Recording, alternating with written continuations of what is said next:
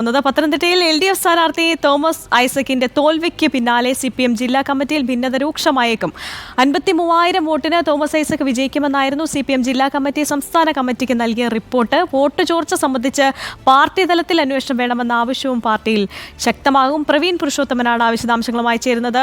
പ്രവീൺ, UDFന്റെ ഉറച്ച കോട്ട തന്നെയാണ് പത്തനംതിട്ട എങ്കിൽ പോലും തോമസ് ഐസക് മത്സരരംഗത്തേക്ക് വരുമ്പോൾ സ്ഥാനാർത്ഥി നിർണയത്തിൽ തന്നെ CPMനിടയിൽ ഒരു തർക്കം ഉണ്ടായിരുന്നു. രാജു എബ്രഹാമിനെ ഉൾപ്പെടെ സ്ഥാനാർത്ഥിയാകാത്തതിൽ ഒരുപക്ഷം അങ്ങനെ ഒരു ആശങ്കയും ഒരു കൺഫ്യൂഷനും നിലനിർത്തിയിരുന്നു. അത് ഉൾപ്പെടെ തിരിച്ചടിയായിട്ടുണ്ടോ തോമസ് ഐസക്കിന് മണ്ഡലത്തിൽ?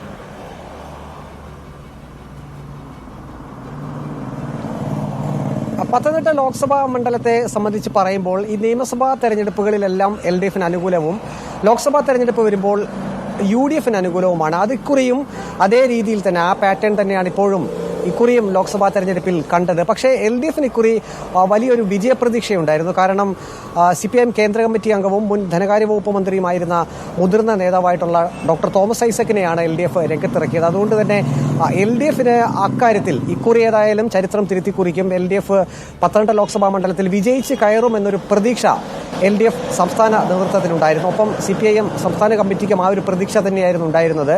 അത് മുൻകൂട്ടി കണ്ടുകൊണ്ട് തന്നെ തെരഞ്ഞെടുപ്പ് പ്രഖ്യാപനമൊക്കെ വരുന്നതിന് വളരെ നാളുകൾക്ക് മുമ്പേ തന്നെ ഡോക്ടർ തോമസ് ഐസക് പത്തനംതിട്ട തട്ടകമാക്കി തന്റെ പ്രവർത്തനം തുടങ്ങിയിരുന്നു. പ്രത്യേകിച്ചും പ്രവാസി മലയാളികളെയൊക്കെ ലക്ഷ്യമിട്ടുകൊണ്ടുള്ള ചില പരിപാടികളൊക്കെ തിരുവല്ല കേന്ദ്രീകരിച്ച് അദ്ദേഹം നടത്തിയിരുന്നത്, അതിന് വലിയ പങ്കാളിത്തമൊക്കെ കണ്ടിരുന്നു നാം.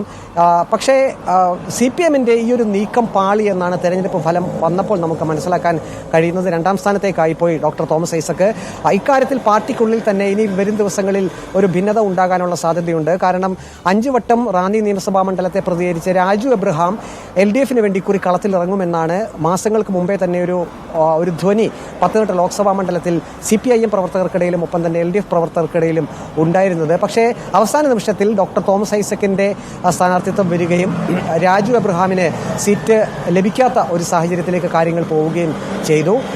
ഏതായാലും തെരഞ്ഞെടുപ്പ് ഫലം വന്നപ്പോൾ കഴിഞ്ഞ തവണ വീണ ജോർജ് മത്സരിച്ചപ്പോൾ ലഭിച്ച വോട്ടിനേക്കാൾ കുറവ് വോട്ടാണ് LDF സ്ഥാനാർത്ഥി ഡോക്ടർ തോമസ് ഐസക്കിന് ലഭിച്ചിരിക്കുന്നത്. ഇതേതായാലും പാർട്ടി ഘടകങ്ങളിൽ ചർച്ച ചെയ്യപ്പെടുമെന്നുള്ള കാര്യത്തിൽ ഉറപ്പാണ്. CPM സംസ്ഥാന കമ്മിറ്റിക്ക് നേരത്തെ തന്നെ പാർട്ടി ജില്ലാ കമ്മിറ്റി 53,000-ഓളം വോട്ടിന്റെ ഡോക്ടർ തോമസ് ഐസക് വിജയിക്കുമെന്ന ഒരു റിപ്പോർട്ടാണ് നൽകിയിരുന്നത്. ഏതായാലും ഒരു വലിയ പരാജയം ഏറ്റുവാങ്ങിയ സ്ഥിതിക്ക് സംസ്ഥാന കമ്മിറ്റി ഇക്കാര്യത്തിൽ ഒരു അന്വേഷണം നടത്താനുള്ള സാധ്യതയുണ്ട്. ഒരു അന്വേഷണ കമ്മീഷനെ നിയോഗിക്കാനുള്ള സാധ്യത ഉണ്ട്.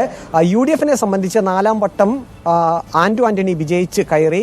ആന്റോ ആന്റണിയെ സംബന്ധിച്ച് ആന്റോ ആന്റണി കഴിഞ്ഞ ദിവസങ്ങളിൽ തന്നെ പറഞ്ഞിരുന്നത് 50,000-ഓളം വോട്ടിന്റെ ഭൂരിപക്ഷം തനിക്ക് ലഭിക്കുമെന്നായിരുന്നു. UDFന്റെയും ഒരു വിലയിരുത്തൽ ആ രീതിയിൽ തന്നെയായിരുന്നു.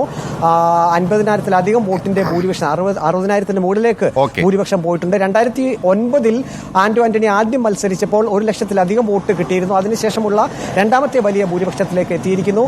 NDAയെ സംബന്ധിച്ചും വലിയ മോശമല്ലാത്ത പ്രകടനമാണ് അനിൽ ആന്റണി നടത്തിയത്. പക്ഷേ K സുരേന്ദ്രൻ കഴിഞ്ഞ തവണ നേടിയ വോട്ടിന്റെ അത്രയും വന്നില്ലെങ്കിൽ പോലും ആ വോട്ടിംഗ് നേടാനായിട്ടില്ല എന്നുള്ളതാണ് പ്രധാനപ്പെട്ടത്. അപ്പോൾ മറ്റെല്ലായിടത്തും വോട്ട് കൂടി BJPക്ക് എങ്ങനെ പത്തനംതിട്ടയിൽ വോട്ട് കുറഞ്ഞു എന്നുള്ളത് അവർ പരിശോധിക്കും എന്ന് തന്നെയാണ് വ്യക്തമാകുന്നത്. പ്രവീൺ പുരുഷോത്തമനാണ് വിശദമായ വിവരങ്ങൾ നൽകിയത്.